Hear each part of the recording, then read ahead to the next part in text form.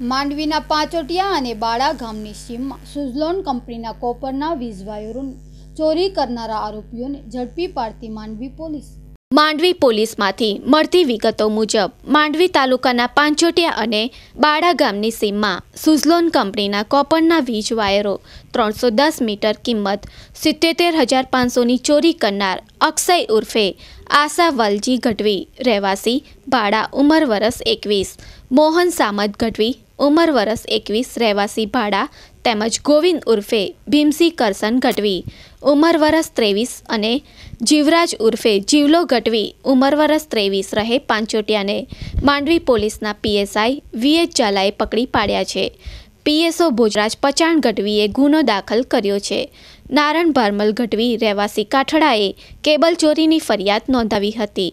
તેની ફરિયાદ પરથી પોલીસે આગળની તપાસ વધુ હાથ ધરી છે. Story by Paresh Joshi, Mandvi.